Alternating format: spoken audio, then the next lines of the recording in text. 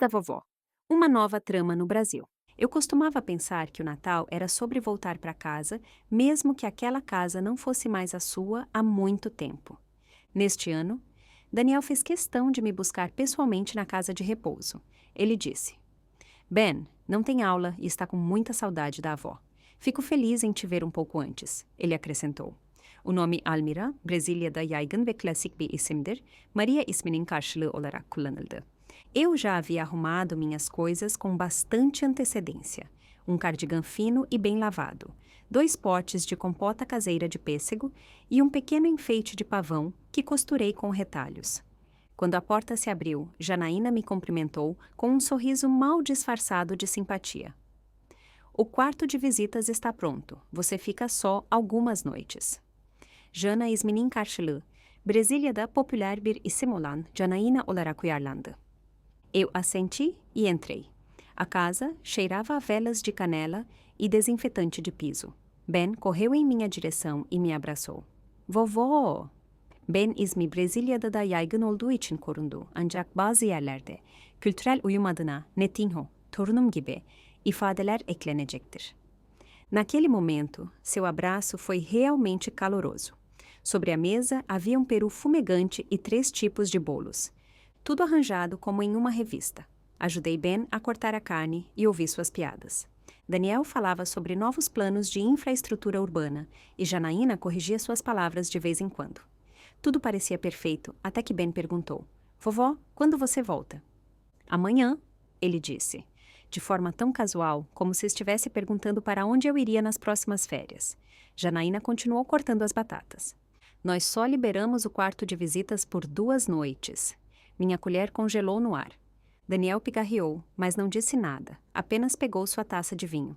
Janaína virou-se para ele e disse: Daniel, você deveria ter combinado as datas comigo. Ontem soube que convidou a tia Lourdes. Você sabe como a agenda é apertada antes dos feriados.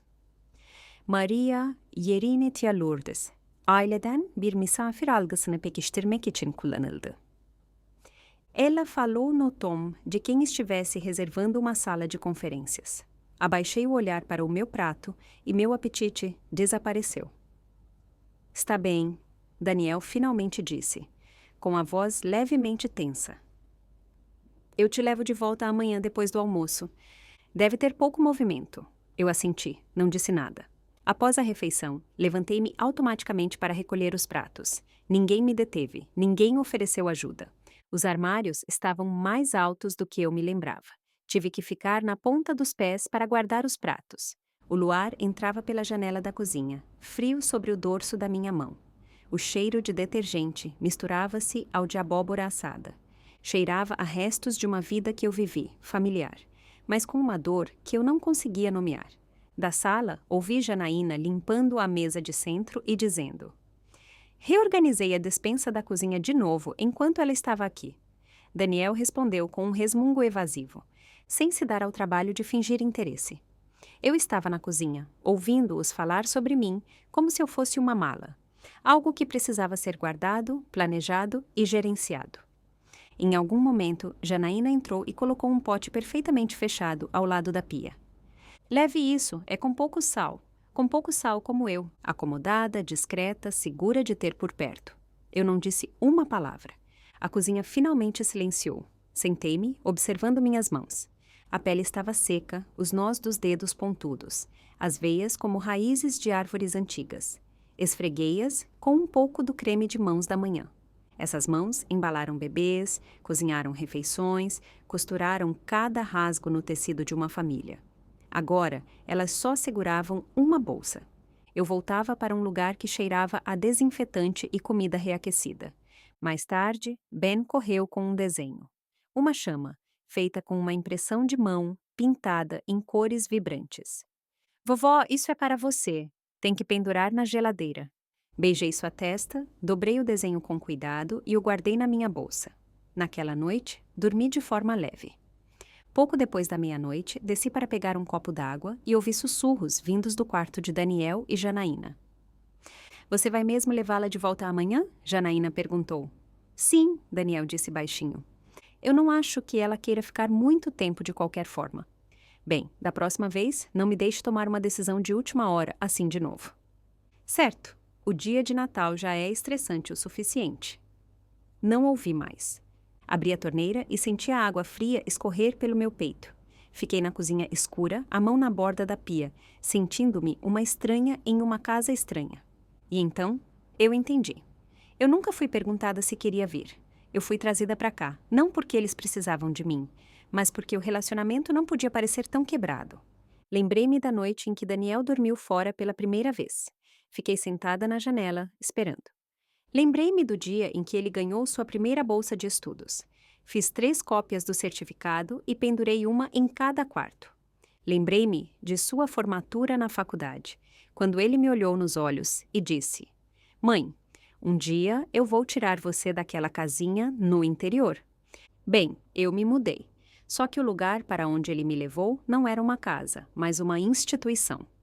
Naquela noite, deitei na cama, olhando para o ventilador de teto, girando em círculos lentos e constantes, silencioso e implacável como o tempo.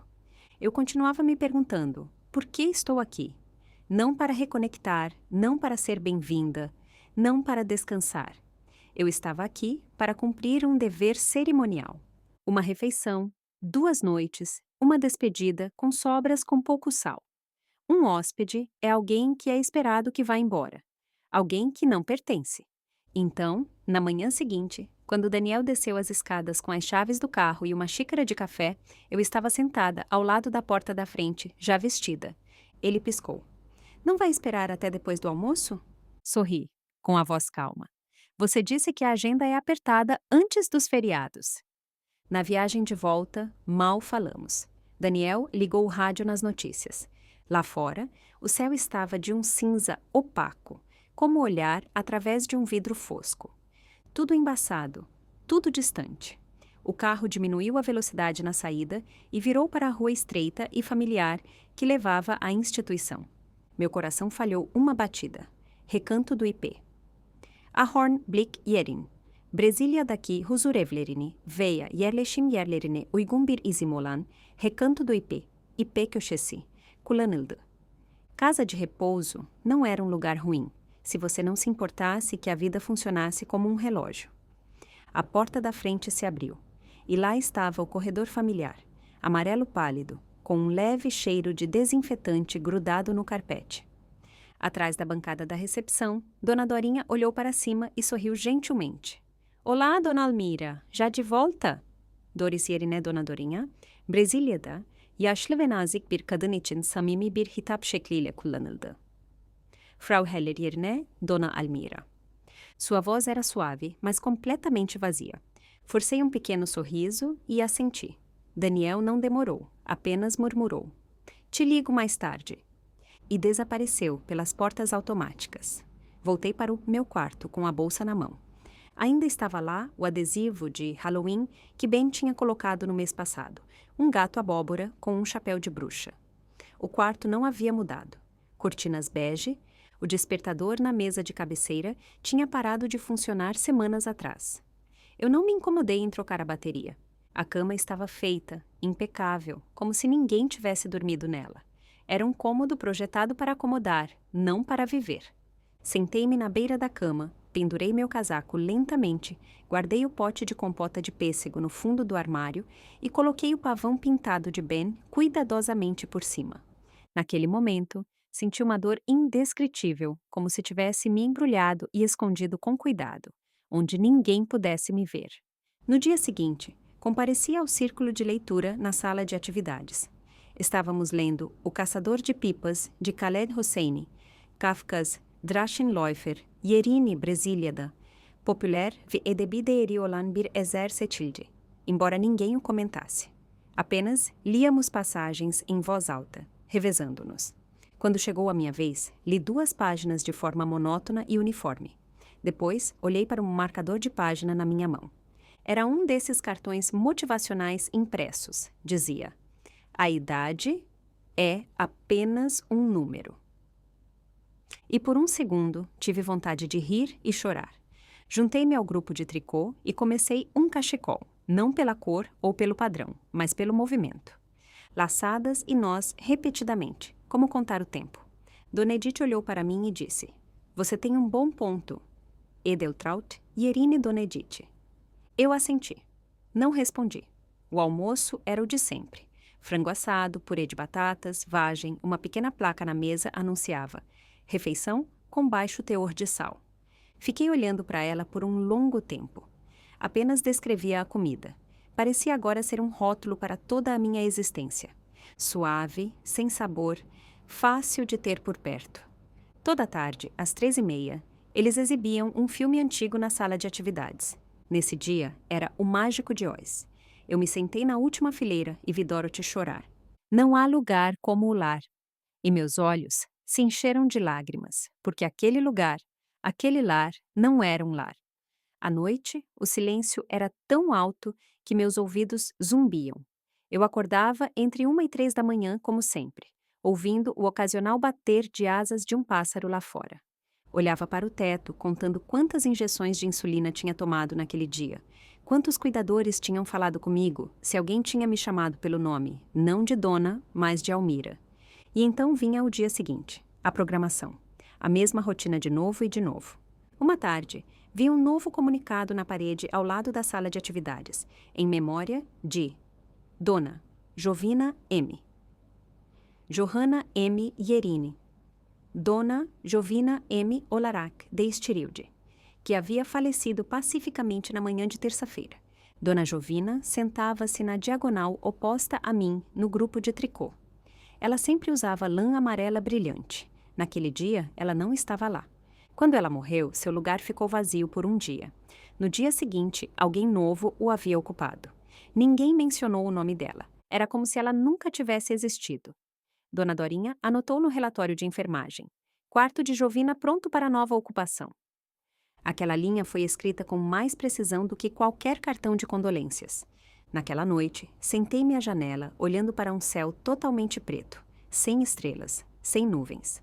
O ar estava tão parado que parecia congelado. Segurei uma caneca de leite reaquecido nas mãos e tomei um gole. Não tinha gosto de nada. E por alguma razão, eu ri. Tudo sobre este lugar, as refeições, as cores, as atividades estruturadas, as regras, sussurrava a mesma mensagem. Sua vida agora deve ser segura, calma e obediente. Mas eu não queria apenas suportar o resto da minha vida.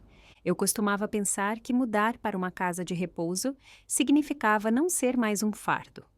Mas quanto mais eu ficava, mais percebia que o verdadeiro problema aqui não era a solidão. Eles te tratam como se você não pudesse mais viver. Você se torna um preenchedor de espaço, um corpo esperando pelo fim. Eu não sou ingrata. Eu sei que Dona Dorinha e os outros têm boas intenções, mas no fundo eu sentia cada vez mais. Eu não pertenço a este lugar, não porque seja desconfortável, mas porque é muito confortável. Tão confortável que te faz esquecer como é estar viva. Impede você de sofrer, mas também de viver. Naquela noite, desdobrei o desenho de Ben, aquele com as chamas feitas de suas impressões de mão gordinhas, e olhei para ele por um longo tempo. Então abri a gaveta e peguei meu pequeno estojo de costura, passando os dedos sobre os retalhos de tecido e a curva familiar da agulha. Aqueles retalhos eram as únicas formas que eu ainda controlava. Aquela agulha era a única coisa neste mundo que ainda me obedecia. Eu não sabia exatamente o que faria, mas sabia de uma coisa. Se eu ficasse parada por mais tempo, acabaria como Jovina, desaparecendo silenciosamente durante o sono. E na manhã seguinte, uma linha em uma prancheta diria: quarto reocupado. Eu não podia mais esperar. Não importava quantas vezes eu caísse ou o quão ridícula parecesse, eu tinha que dar um passo. Qualquer passo. Passei o mês inteiro nervosa. Durante o dia, eu costurava sacolas de tecido, ponto por ponto, embora minhas mãos tremessem mais do que o normal. À noite, olhava para o céu azul tinta, perguntando-me se alguém notaria se eu desaparecesse. Eu não disse a ninguém que planejava ir embora. Eu não sabia para onde iria. Eu só sabia que não poderia ficar para sempre naquele quarto, esperando a vida traçar sua linha final. E então, bem quando eu estava oscilando entre o medo e a determinação, o telefone tocou. Era Daniel. "Mãe", ele disse, com uma voz estranhamente animada. Ben acabou de terminar o acampamento de inverno. Ele está em casa e disse que está morrendo de saudade. Você gostaria de nos visitar? Fiquei paralisada por um segundo. Então, um calor inundou meu peito, como luz solar após uma longa tempestade.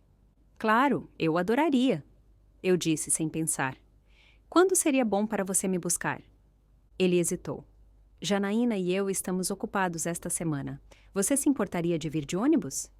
Toplu taşıma seçeneği olarak Brasília Bağlamına uygun olarak otobüs kullanıldı. Segurei o telefone e ainda sorri.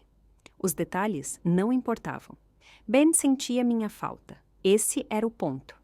Naquela noite, revirei-me na cama como uma criança animada para uma longa viagem.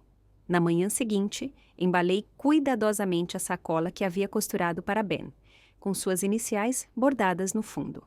Quando o ônibus chegou ao bairro deles, vi a casa de Janaína imediatamente. Fiquei nervosa na frente da porta da frente.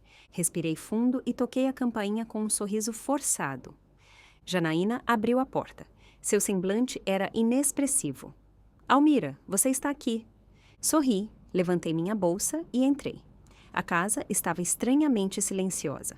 Ben não estava e Daniel não havia descido.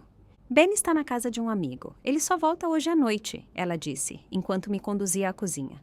Tenho muitas reuniões esta semana e Daniel também está ocupado.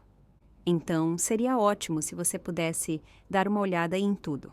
Apenas faça algo simples para o jantar.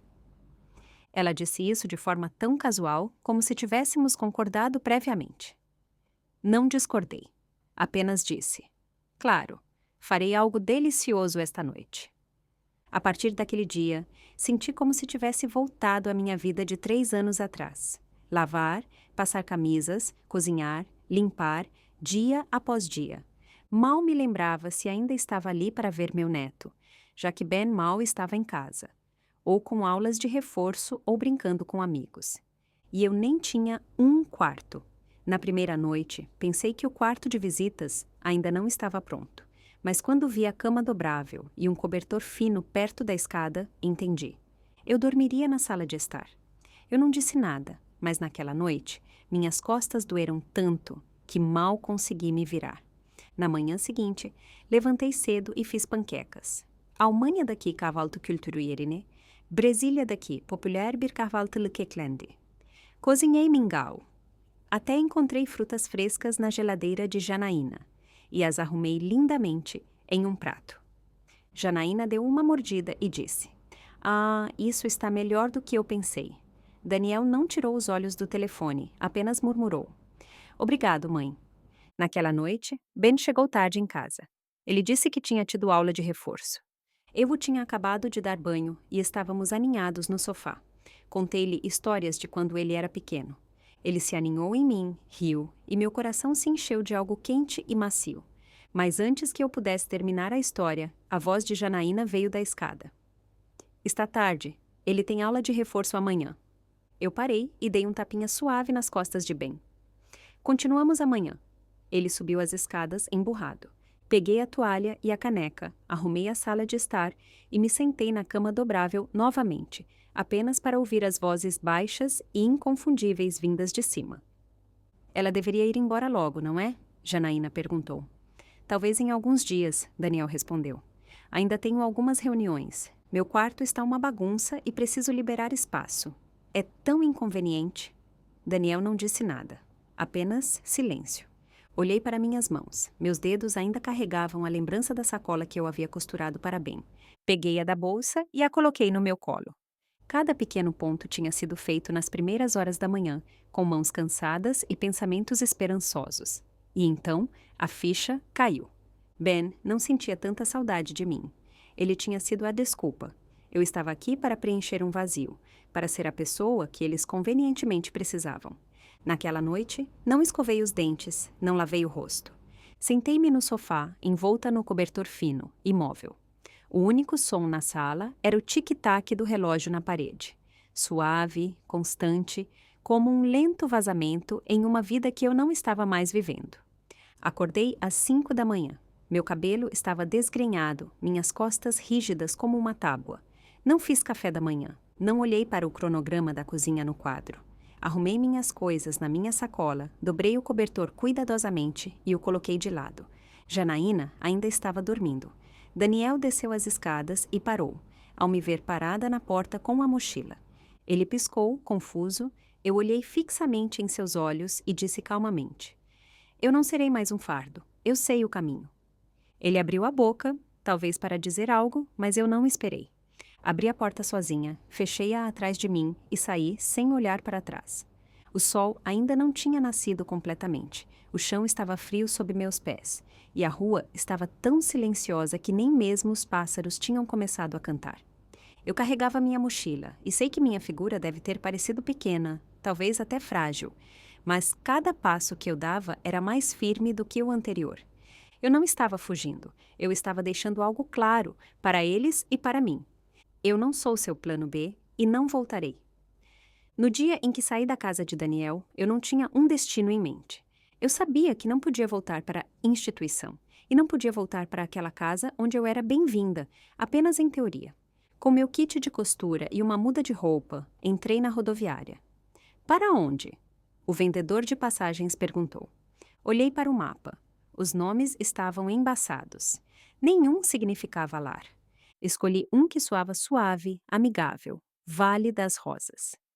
Rosenwalde yerini Brasiliada, Birjele Shimjeri Islenimi Veren, Vale das Rosas, Güller Vadisi, Olarak Uyarland. Era um lugar pequeno, com aluguéis baratos e não muito longe. Algumas horas depois, eu estava no centro de Vale das Rosas e fiz check-in em um antigo motel na estrada. O quarto não era limpo. Os lençóis tinham manchas de café que não saíam. O ventilador de teto zumbia como uma vespa cansada. Mas havia uma porta que eu podia trancar e uma janela pela qual eu podia ver o céu. Naquela noite, dormi profundamente. Talvez porque ninguém me disse que eu só poderia ficar por 2 noites. Talvez porque nenhuma voz sussurrava no andar de cima, tomando decisões sobre mim. Na manhã seguinte, comprei tecidos e zíperes. Pensei em costurar algumas sacolas e tentar a sorte na feira local. Eu não usei cartão de crédito, não comprei online, não reservei com antecedência.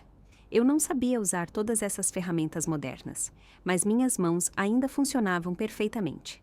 Sentei-me em um banco de parque perto do motel e costurei sob o sol.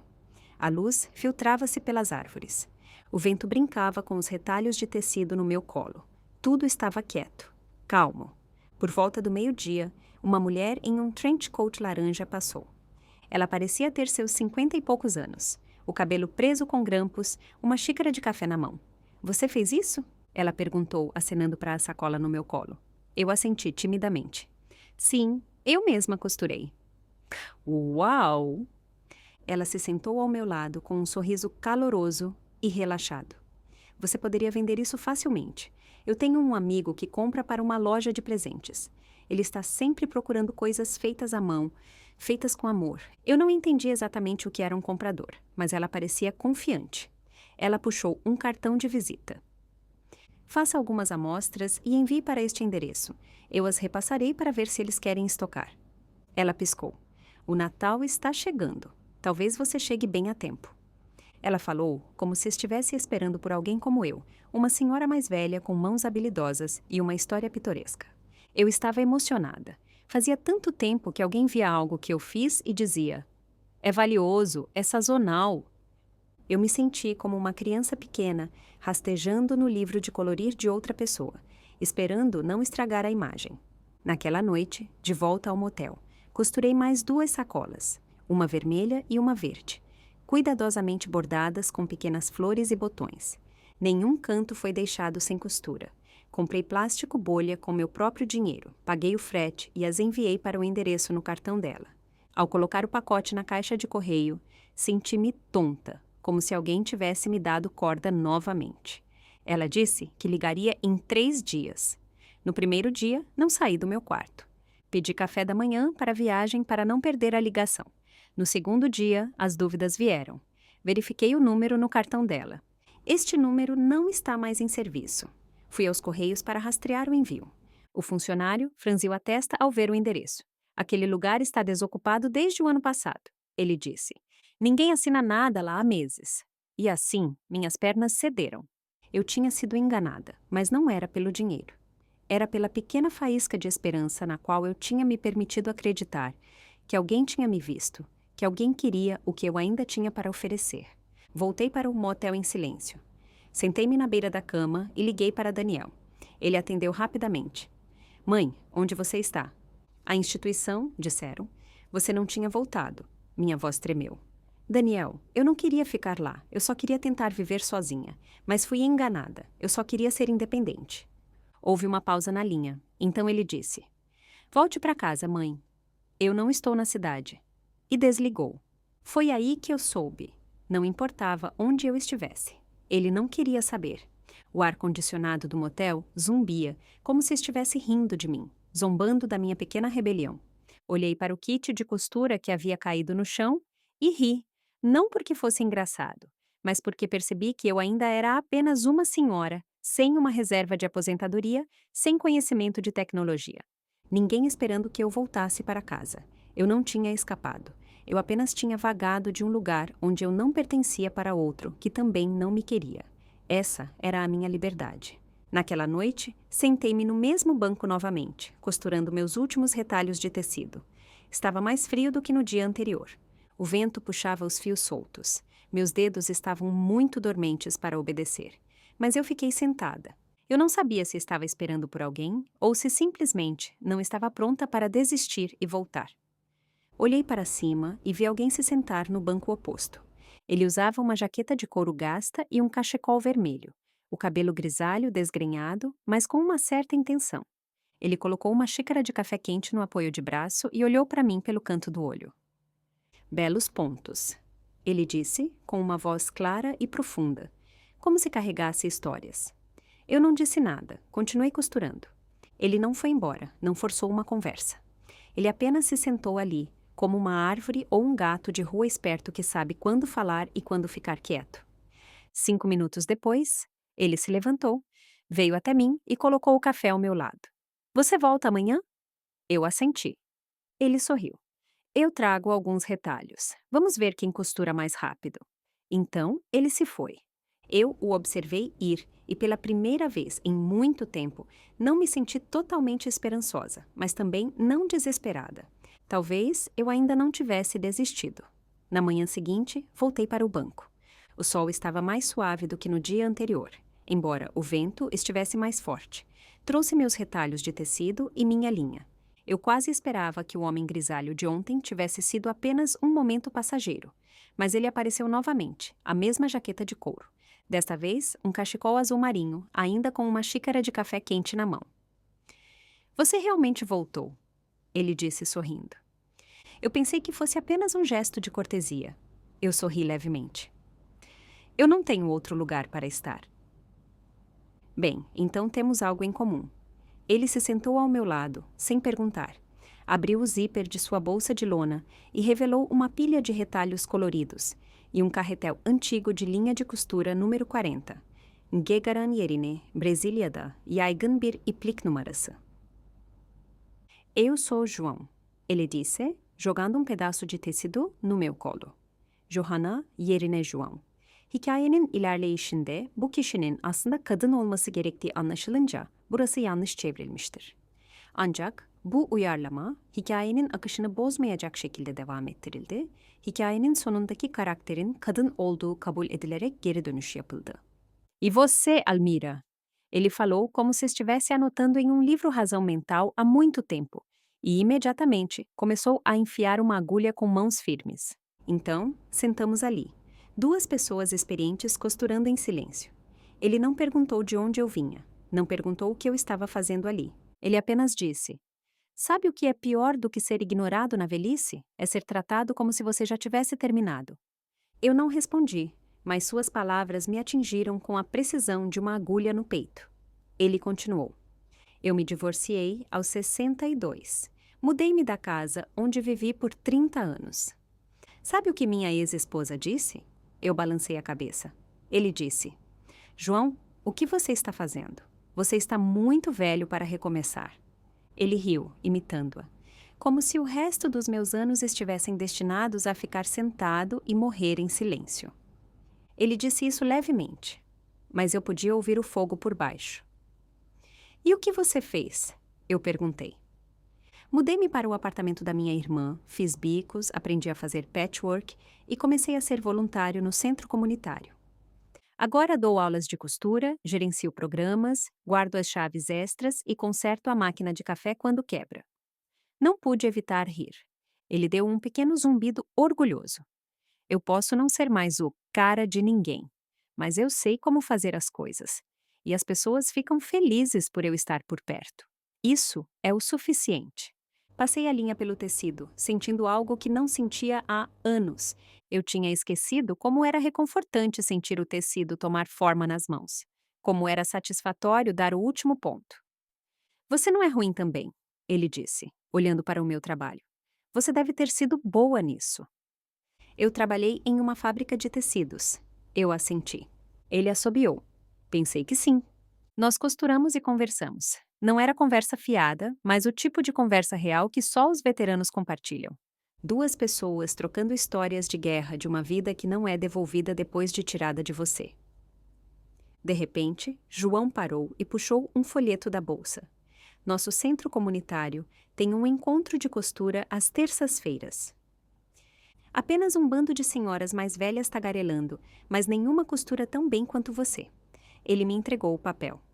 No topo, em letras grandes e em negrito, lia-se: Clube Mãos de Prata, porque ainda não terminamos.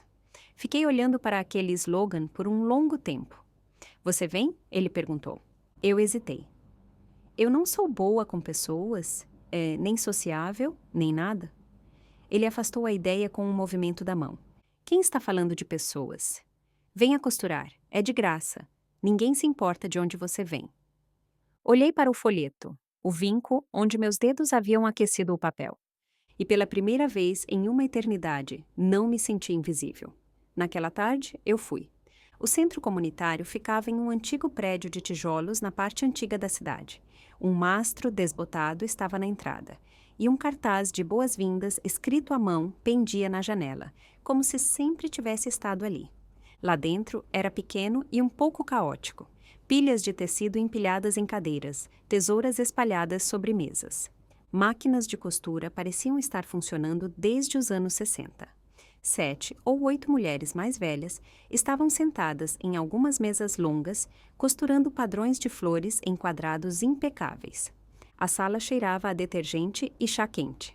João, o carácter em kadın anlaşılınca, Joana, yani Joana'nın, Portekizce karşılığı olarak düzeltildi, deu tapinha nas minhas costas, como se estivesse apresentando uma celebridade. Meninas, esta é Almira. Esperem até ver o trabalho dela. Não estou exagerando. Cabeças se viraram, algumas assentiram, algumas sorriram, uma acenou para que eu me aproximasse. Sentei-me e, por alguma razão, senti uma pontada de desconforto. Fazia muito tempo que alguém guardava um lugar para mim. Joana deixou cair uma sacola enorme de tecidos misturados na mesa. Certo, hoje faremos porta-agulhas. A feira de Natal está chegando. Se vocês têm mãos, é melhor que não estejam ociosas. Peguei um pedaço de tecido, alisei-o e dei meu primeiro ponto. No momento em que meus dedos tocaram o tecido, eu soube que ainda conseguia. No final da sessão, eu havia feito 4 sacolas. As cores não eram particularmente chamativas, mas os pontos eram firmes e os cantos impecáveis. A mulher ao meu lado estalou a língua em admiração. Isso é trabalho de fábrica. Eu sorri, mal disse algo, mas algo acendeu por dentro. Antes de terminarmos, Joana se aproximou e disse baixinho: Você poderia vender isso, sabia? Instintivamente balancei a cabeça. Ninguém vai querer comprar os trapos de uma velha. Ela me encarou. Você percebe que não está rejeitando o mercado, mas a si mesma? Eu não respondi. Ela não pressionou, mas guardou minhas 4 sacolas cuidadosamente em uma bolsa. Eu as guardo. Se você mudar de ideia, venha me ver amanhã. E foi aí que eu percebi. Ela não estava apenas vendo meu trabalho, ela estava me vendo. Ela não estava com pena de mim. Ela estava falando sério. No caminho de volta para o motel, agarrei-me ao folheto do clube como se fosse uma corda, na qual eu não confiava totalmente, mas não podia soltar. Naquela noite, eu não conseguia dormir. Eu continuava pensando naquelas mulheres nas mesas de costura, em Joana dizendo: Você está rejeitando a si mesma. E comecei a me perguntar: se eu não sou a avó que só é necessária quando é conveniente, se eu não sou o fardo que ninguém quer reivindicar, se eu não sou o problema que alguém precisa resolver, quem sou eu então? Eu não tinha resposta, mas pela primeira vez senti que talvez eu não fosse ninguém. Na terceira vez que voltei ao centro, Joana trouxe alguém. Ela entrou como uma brisa, com um boné de beisebol, uma câmera no ombro e uma jaqueta jeans cheia de broches brilhantes. Seu sorriso pairava nos cantos da boca, como se hesitasse em aparecer totalmente. Esta é minha neta, Elisa, Joana disse, dando um tapinha no ombro dela. Ela estuda design e trabalha com conteúdo e mídia. Ela jura que precisava conhecer nossas tesouras de prata. Silberschneiderinen Yerini, Brasíliada, daha akıcı duran tesouras de prata, gümüş makaslar, kullanıldı. Elisa estendeu a mão.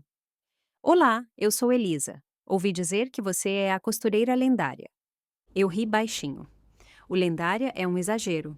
Eu só costuro linhas retas. Ela piscou. Você ficaria surpresa com o que a internet ama. Eu não entendi o que ela queria dizer.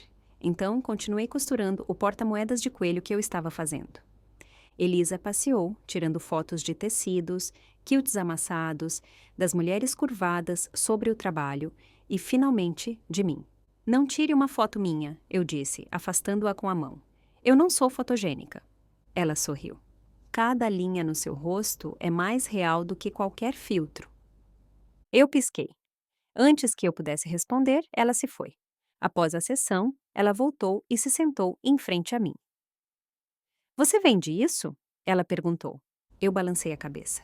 Apenas por diversão, principalmente como presentes. Mas e se alguém quiser comprar? Eu hesitei. As pessoas não compram coisas que velhas fazem. Ela puxou uma cadeira e se sentou, determinada. Então faremos com que elas queiram. Eu a encarei. Eu não te entendo. Vamos abrir uma pequena loja online. Você faz, eu divulgo. Chamaremos de Mãos da Vovó. Omas Hendi Yerini. Mãos da Vovó. Buyukaninin Eleri Kullanıldı. Eu ri novamente. Mãos da Vovó. Ela repetiu seriamente. Cada ponto conta uma história. É meu projeto de conclusão de curso, mas pode ser o seu recomeço. Algo antigo se moveu dentro de mim. Um lugar que eu pensava ter ficado em silêncio para sempre. Eu não sei nada sobre a internet, eu disse. Está tudo bem, eu sei. Você costura, eu vendo. Eu hesitei. Eu já tinha sido enganada antes por pessoas que sorriam facilmente. Ela viu isso nos meus olhos. Então se inclinou e disse, baixa e firmemente. Você não deve confiança a ninguém, mas merece ser vista. Nos dias seguintes, costurei mais 10 sacolas. Elisa fotografou cada uma, tirando closes das minhas mãos, trabalhando e até filmando um pequeno vídeo de mim, enfiando agulhas e apertando cantos. Tudo com música leve e alegre. Você quer dizer algo para o vídeo? Ela perguntou. Eu balancei a cabeça. Não precisa. Eu costuro, deixa a linha falar por mim. Lançamos a loja juntas, e a primeira coleção se chamou Mãos da Vovó, costuradas com alma.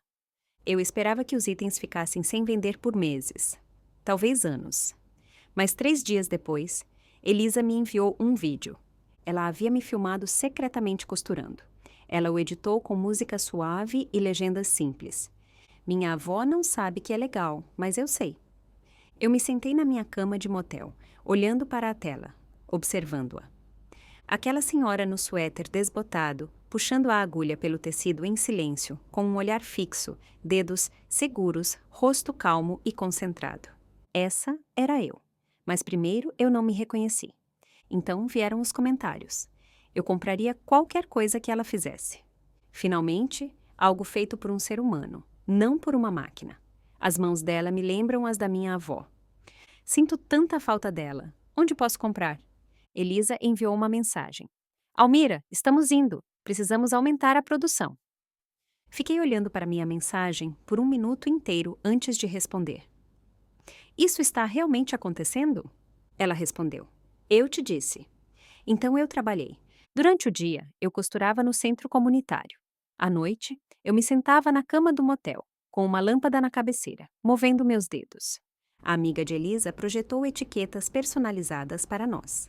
Papel artesanal simples, cada um preso a uma sacola, com o carimbo. Feito à mão por Almira, com cuidado, não pelo relógio. Eu insisti que cada sacola incluísse um cartão manuscrito. Não grandes pensamentos, apenas pequenos detalhes da vida. Ontem o tempo estava bom, hoje me espetei, mas continuo sorrindo. Encontrei uma amiga, pareceu primavera. As pessoas começaram a postar os cartões online, dizendo que lhes lembravam de casa, de alguém que haviam perdido, de alguém de quem sentiam falta. Elas não precisavam apenas das minhas sacolas, elas gostavam de mim. Pela primeira vez, eu não era útil. Eu era amada. Peguei o primeiro cartão das mãos da vovó e o guardei no fundo da minha caixa. Quando tudo isso se acalmar, vou emoldurá-lo e pendurá-lo em um lugar que finalmente seja realmente meu. Bem quando meu pequeno negócio estava encontrando seu ritmo, pedidos chegando, mensagens de agradecimento de estranhos, um propósito costurado em cada sacola, recebi uma ligação de Daniel. Mãe, ele começou hesitantemente. Sua voz soava como preocupação ensaiada. Precisamos conversar sobre algo. Eu já podia sentir o que viria. Houve demissões no trabalho. Os tempos estão difíceis. Então, uma pausa. Você ainda tem economias? Meu estômago se apertou, mas minha voz permaneceu firme. Em que tipo de problema você está? Ele suspirou. Janaína e eu conversamos. Talvez tenhamos que vender a casa. Pensamos que poderíamos usar parte de suas economias para pagar uma dívida, para nos mantermos à tona. E, de repente, tudo se encaixou. Aquela palavra difícil não se referia apenas ao trabalho dele, mas à casa deles, às decisões deles e ao papel que esperavam de mim. Ele continuou, agora mais suave. Eu sei que nem sempre fomos bons para você, mas você nos ajudou muito a manter tudo funcionando com Ben. Nós realmente precisaríamos da sua ajuda agora. Novamente aquela palavra, ajuda. Ela me atingiu como uma pedra no peito, porque não era sobre ajuda. Era sobre expectativa, sobre conveniência, sobre presumir que eu ainda era a mulher que daria tudo sem pedir nada em troca. Respirei fundo. Daniel, eu disse baixinho, o que você precisa não é de ajuda. O que você precisa é encarar a realidade. Silêncio, do tipo que se expande até você ouvir a própria respiração. Continuei, firme como uma linha. Eu vou considerar se quero ajudar e quanto, mas você precisa saber que eu me tornei seu plano B. E eu não quero mais viver assim. Então, desliguei. Meu coração estava acelerado.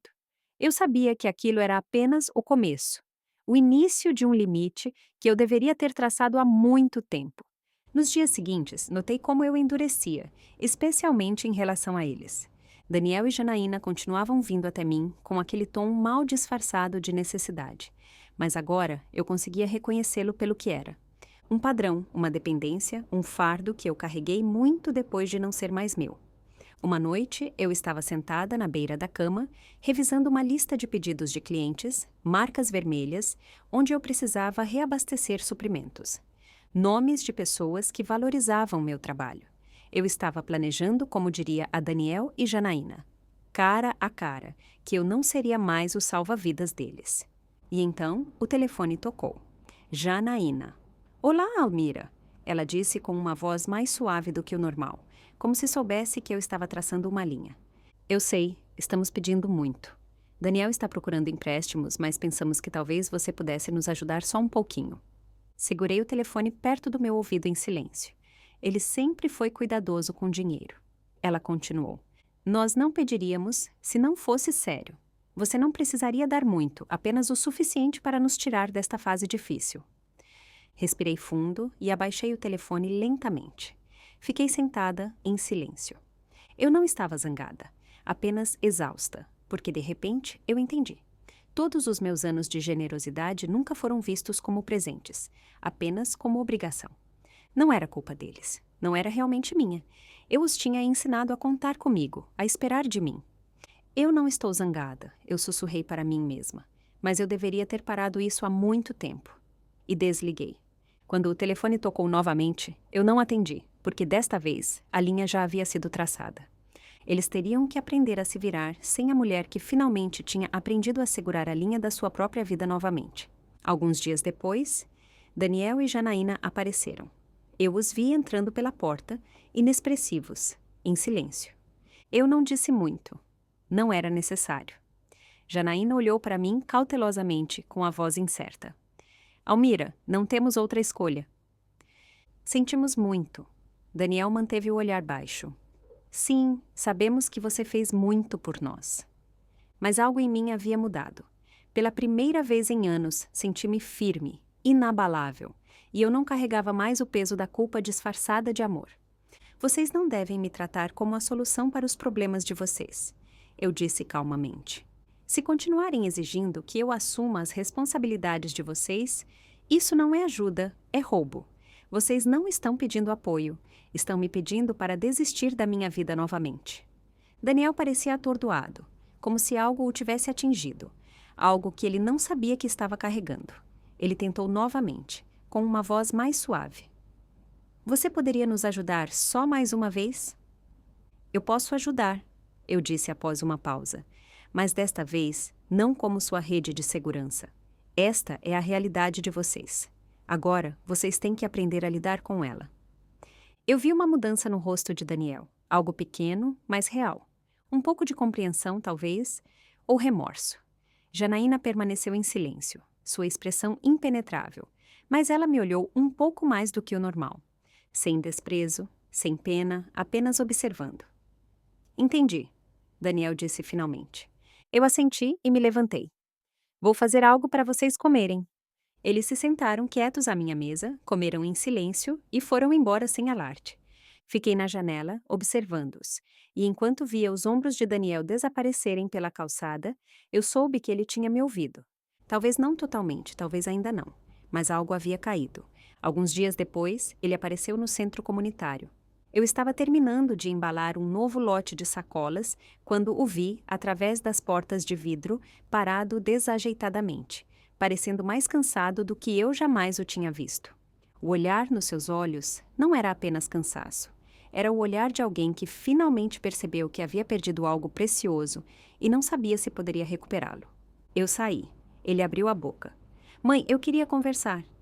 Eu não o afastei. Em vez disso, o levei para um pequeno jardim lateral, apenas alguns bancos empoeirados e uma árvore que raramente florescia. Ele não perdeu tempo. Vou direto ao ponto, ele disse. Eu estou aqui para pedir desculpas. Ele fez uma pausa e olhou para mim.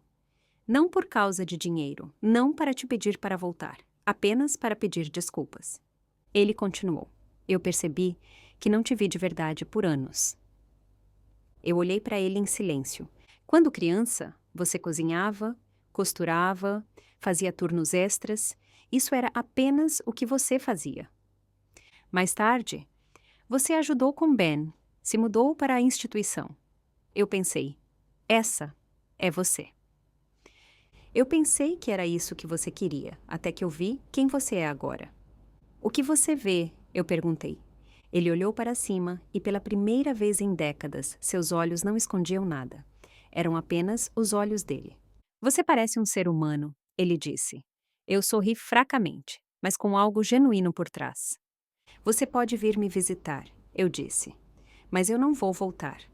Ele assentiu, como se esperasse, mas ainda precisasse ouvir em voz alta. Eu olhei para ele como se olha para alguém que finalmente cresceu. Não pela idade, mas porque começou a entender o que perdeu. Você é meu filho, eu disse suavemente. Mas eu não vivo mais nesse papel.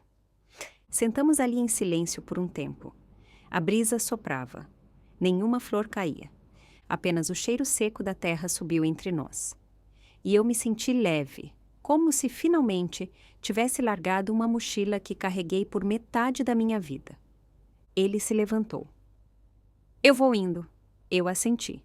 Assim que ele se virou para sair, eu acrescentei. Da próxima vez, não traga problemas, apenas um café. Ele sorriu, um sorriso real desta vez. Não tenso, não cansado, apenas caloroso. Voltei para minha mesa de costura, peguei a sacola que tinha acabado de terminar, virei-a e costurei uma linha no canto. Eu vivi toda a minha vida para os outros. Agora eu escolho para onde vou. Depois que Daniel se foi, a vida voltou a um ritmo estável. Naquela tarde, eu estava preparando um novo lote de pedidos no motel quando Elisa invadiu, batendo na porta e gritando: Almira, seu neto está viralizando! Eu pisquei, quase esperando que fosse outro de seus truques de publicidade. Mas ela entrou correndo, o telefone na mão, os olhos arregalados. Olha isso! Olha os comentários! Na tela, um adolescente estava na porta de uma sala de aula, segurando uma sacola com um rótulo: Mãos da vovó, cuidadosamente costurado na lateral. Ele sorriu, como se tivesse ganhado algo. Minha avó fez isso. Ela está famosa agora. Os comentários voaram. Que legal! Essa é a sua avó. Ela tem pontos limpos. Vovó tem mãos habilidosas. Onde posso comprar? Eu conhecia aquele rosto. Era Ben, meu neto tagarela. Elisa riu e continuou apontando para a tela. Sabe quem postou isso? O amigo dele. Ele disse que o Ben não parava de se gabar, então ele filmou. Eu não conseguia falar. Apenas senti uma suavidade esmagadora em mim, como se algo delicado tivesse esperado silenciosamente por este momento para florescer. Eu não liguei para ele. Não corri para escrever para ele. Eu simplesmente comecei a costurar. Lembrei-me de como Ben, quando era pequeno, colocava canetas, elásticos e cabeças de chave de fenda em uma lata de biscoitos antiga e chamava de seu kit de engenharia. Então, decidi torná-lo real. Uma sacola de ferramentas, lona azul marinho resistente por fora, macia por dentro, feita com uma das minhas camisas antigas, bolsos individuais costurados para todos os tipos de peças. Cada bolso tinha suas iniciais bordadas e alguns pontos especiais que eu mesma desenhei. Alguns como engrenagens, outros como pequenos foguetes. Ao dar o último ponto, eu o virei e costurei mais uma coisa no canto inferior, construído pela vovó. Não como um presente, mas como uma declaração. Eu sou uma criadora, não uma sobra. Alguns dias depois, entreguei o pacote para Elisa para que ela o enviasse. Ela me viu embalá-lo cuidadosamente e sorriu. Você nem vai ligar para ele para contar. Eu balancei a cabeça. Sentimentos que não apressam nunca param. E no dia seguinte, Ben ligou. Vovó, ele gritou, a voz cheia de empolgação. A sacola que você fez é genial. Eu a levei para ir à escola e minha professora perguntou onde eu a comprei. Eu podia ouvir o som de zíperes. Pequenas coisas batendo em uma mesa, como se ele estivesse mostrando-a novamente enquanto falava comigo. Você colocou BH para minhas iniciais. Pensei que você escreveria meu nome completo, ele disse. Iniciais parecem mais profissionais. Eu ri. Ele baixou a voz, quase conspiratoriamente. Meus pais não dizem nada sobre seus vídeos, mas toda vez que eles passam, eles param e olham. Eles viram com certeza, você está arrasando no TikTok. As crianças na escola dizem, minha avó é a mais legal. Eu não pude evitar. Eu ri com carinho e amor, e ele riu comigo. Ele continuou falando, me contando sobre a escola, seu projeto de ciências, como estava construindo um dispositivo de vento. Eu não o interrompi. Não perguntei sobre lição de casa ou hora de dormir, eu apenas ouvi. De verdade. No meio do caminho, ele parou. Vovó, eu costumava pensar que você só ajudava com o jantar, mas agora eu sei que você tem suas próprias ideias. Eu fiz uma pausa. Um nó se formou na minha garganta. Então eu disse baixinho, Ben, eu nunca te culpei. Eu sei, ele disse, mas eu só quero que você saiba que acho que tive muita sorte de ter você como avó. Depois que desliguei, fiquei sentada na janela por um longo tempo. Eu não chorei, mas algo dentro de mim, algo silencioso e parado, finalmente reacendeu. Todos esses anos, pensei que precisava da aprovação de Daniel e Janaína, mas o que eu realmente queria era ser vista, ser compreendida. E de alguma forma, aquele garoto barulhento, curioso e de olhos grandes, tinha me visto. Não como uma obrigação, não como um membro da família para se apoiar. Ele simplesmente gostava do que eu fazia. Ele gostava dos meus cartões. Ele gostava de mim. Era uma conexão diferente, não nascida do dever, não construída sobre a culpa, mas de genuína admiração e alegria. Nos dias seguintes, Ben enviou fotos da sacola, cheia de parafusos e elásticos. Ele disse que a tinha mostrado para a professora. Ela perguntou se a avó dele poderia visitar a escola e dar uma demonstração de costura. Eu respondi: Você precisa me agendar com antecedência? Eu estou muito ocupada. Ele enviou 6 emojis de riso e choro. Então, eu te agendo para o meu discurso de formatura. 3 anos de antecedência. Eu respondi: Feito. Alguns meses depois, Elisa ligou. Vovó, você tem 1 minuto? Claro, eu disse, ainda costurando em uma sacola enquanto falávamos. Que tal pegar um avião e levar seu trabalho para a região Nordeste? Västkusten ger in i Brasilien, kulturella sidan zengin vi farklı bir bölgesi olan região Nordeste kullanıldı. Eu pensei que ela estava brincando. O Nordeste, para quê? Um festival de arte, ela disse. Eu solicitei um estande, não para vender um produto, mas para compartilhar sua história. Naquele momento, algo se moveu no meu peito. Não um solavanco, apenas um empurrão suave. Mas o suficiente para me fazer perguntar. Talvez fosse hora de ir um pouco mais longe, para um lugar onde ninguém soubesse meu nome, e ver se o vento era mais amplo lá. Hesitei por 2 dias, ainda incerta, ainda duvidando se eu pertencia àquele lugar. Mas, finalmente, eu disse sim. Elisa reservou o voo, o hotel e até me ajudou a escolher algumas roupas. Vovó, você tem que se vestir a caráter. Você é uma artista agora. Eu ri, imaginando-me empurrando uma mala em roupas novas ao lado dela, entrando em um mundo cheio de jovens e grandes sonhos. O voo pareceu estranhamente curto. A primeira vez, acima das nuvens, pressionei minha testa contra a janela, observando a luz escorrer pelo céu, como se tivesse algo a dizer. A paisagem parecia uma pintura, calma, infinita e cheia de expectativa. Pela primeira vez, eu não me senti como uma velha solitária que havia fugido de casa. Eu me senti como uma exploradora. Nesse dia, visitamos a abertura do festival. Elisa ajudou a montar nosso pequeno estande. Na mesa, minhas sacolas estavam perfeitamente arranjadas, cada uma com meu nome preso a ela. Mãos da vovó, costuradas com alma. Eu li as palavras em voz alta e, de repente, senti como se tivesse costurado meu nome na minha vida, como se finalmente a tivesse reivindicado para mim. Fiquei ali, ouvindo as pessoas contarem suas histórias, histórias de viver para os outros, de dar, e de como agora estavam começando a falar com suas próprias vozes. Isto não era apenas uma exposição, era uma ponte, e do outro lado daquela ponte estava alguém que eu tinha evitado por décadas. Eu mesma. Uma jovem se aproximou. Seus olhos brilhavam de empolgação. Elas são lindas. Posso comprar uma? Eu assenti. Ela pegou uma sacola vermelha, passando os dedos sobre os pontos. Que precisão! Há quanto tempo você faz isso? Décadas, eu sorri. Mas acabei de começar. Ela riu, agradeceu e desapareceu na multidão, a sacola na mão. Eu a observei ir e, por um segundo, senti algo que nunca senti quando fazia coisas para os outros. Satisfação.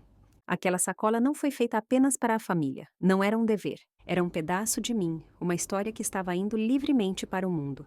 Quando a multidão diminuiu e o dia terminou, fiquei parada em um canto, arrumando minha mesa. O espaço ao meu redor parecia grande, mas não mais estranho. O mundo não me parecia mais tão esquisito. Elisa se aproximou e apertou meu ombro brevemente. Vovó, você foi incrível hoje.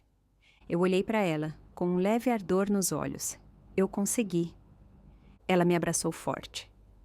Você conseguiu há muito tempo. Esta foi a primeira vez que você viu isso.